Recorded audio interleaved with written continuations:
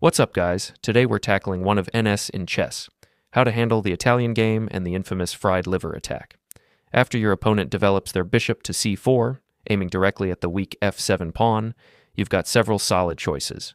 You can follow the main lines with knight to f6 or bishop to c5, both leading to rich and tactical positions where understanding the ideas matters more than memorizing moves. But those main lines are heavily theoretical. You need to memorize a lot of moves, and it's easy to walk right into your opponent's home preparation. There's also the really cool Russo gambit.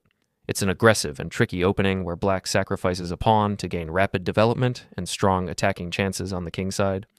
Though objectively risky, it's a powerful weapon to surprise unprepared opponents and create sharp, tactical battles early in the game. So today, I want to give you something different. An approach that's simple, low on theory, but still gives you a clear attacking plan that's easy to follow. To start off, you play pawn to h6.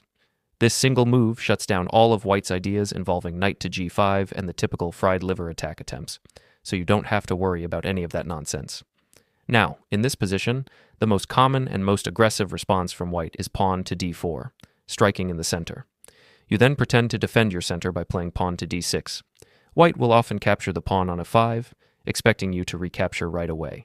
But that's where the real fun begins. But you are not going to recapture that pawn. Remember, we're playing a gambit, and our goal is to trick our opponent. If you take back on a5 right away, white can play queen takes d8 check, forcing you into a bad situation. You'd either have to retreat your knight and lose the central pawn, or move your king into the middle of the board, exposing it and still losing the pawn on f7. That's exactly what your opponent is hoping for, but we're not going to give them that easy life. Instead, after white captures on e5, you ignore the pawn and immediately play bishop to g4, pinning the knight on f3 and increasing pressure on the center. Now you're ready to recapture that pawn on your own terms. White will often take on d6, thinking they're comfortably ahead, but that's when you bring your bishop back into the game. You've sacrificed one pawn, but you've flipped the position completely. Now you have the development advantage and the initiative. Your opponent is the one struggling to find accurate moves. And to be honest, the correct defense here is so precise that hardly anyone below master level will ever find it. At this stage, white will usually continue developing naturally, often by castling kingside, and that's your cue to play queen to a7. This move fits perfectly with your plan. It adds pressure to the central pawn on a4, but more importantly, it prepares for queenside castling. On the next move, you castle long, not only securing your king, but also placing your rook on the open d-file, directly x-raying white's queen. And just like that, you've set the stage for the first trap in this entire opening. And here's where things get really fun. A lot of your opponents will fall for the very first trap in this line. If white plays any casual developing move, such as bishop to b3 or something similar, you immediately strike with bishop takes h2 check. After the king captures, you simply take the queen on d1, winning the game on the spot. Now, let's rewind a bit. Even if your opponent plays pawn to h3, which is a very common move for white to try and break the pin, you can still counter with the same tactical shot. Bishop takes h2 check. In this case, you're not just grabbing a pawn, you're launching a deadly attack. The idea remains identical. Check the king, and then capture the queen on the next move. If white tries to get clever and recapture with the knight, that fails immediately, because the knight on f3 is pinned, allowing your bishop to take the queen for free. If white instead captures with the king, you take the queen, gaining a massive material advantage right away. But it doesn't stop there. After that, you can play bishop takes f3, breaking up white's pawn structure and completely exposing their king. To top it off, you follow up with queen to c5, which is a double attack on the bishop and the pawn on f2. From here, you're attacking everything at once, and the position becomes totally winning for black. What I really love about this variation is that we've now reached the main line of this gambit, the position that most players will walk right into. And here's my bold promise. If you can get to this point, you're very likely to win the game within just a few moves. Why? Because you've built up massive pressure across all the diagonals and open files. It's extremely difficult for your opponent to find the correct defensive moves. In most cases, they'll overlook one of your threats, and their position will completely collapse. The most common move by white here is knight to d5. It looks active because it attacks your queen, but in reality, it's a mistake. It simply leaves the pawn on a4 undefended. You capture that pawn, and suddenly your queen becomes a powerful attacking piece, eyeing both the bishop on c4 and key central squares. Many opponents will miss this and lose material instantly. Even if they notice the danger and retreat the bishop, You calmly continue with knight to f6, a simple yet strong developing move that increases the pressure everywhere. At this point, most players will feel the heat and try to trade on f6, but that only helps you, because every exchange opens more lines toward their weakened king and keeps your attack rolling. We don't need to worry about our doubled pawns here. They simply don't matter. Your position is so active, and your attacking potential is so strong, that structural weaknesses are completely irrelevant. The threat of bishop takes h2 is still very real, and bishop takes f3 is another dangerous idea lurking in the position.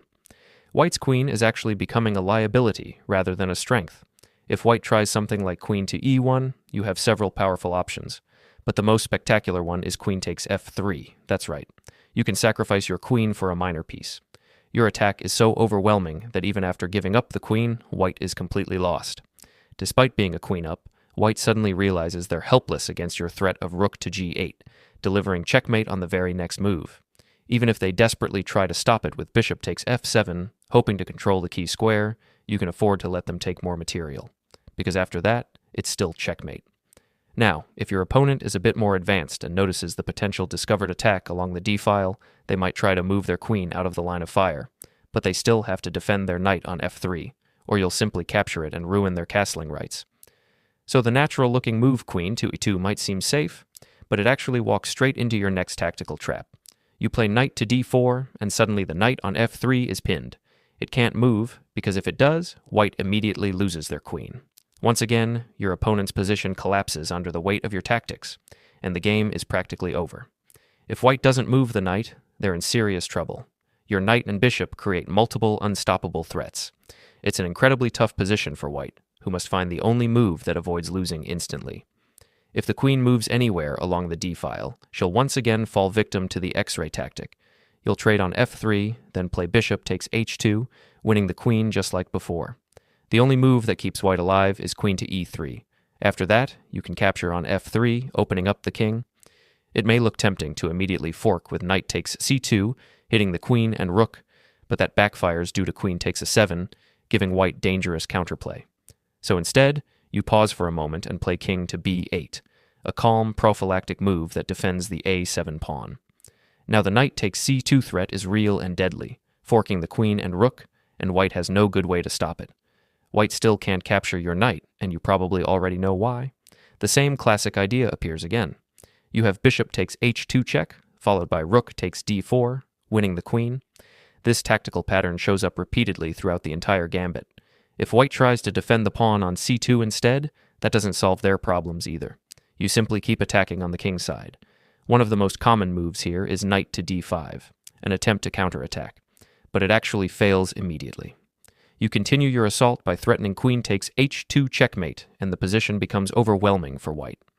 At this point, you have multiple threats. Knight takes c2 still wins material, and the pressure around the white king keeps building. In one practical game, white tried to fight back with pawn to a5, but that only allowed another brilliant tactic. Bishop takes e5. It looks like a sacrifice, but on the next move, knight to f3 delivers a royal fork on the king and queen, sealing the win for black. Thanks for watching.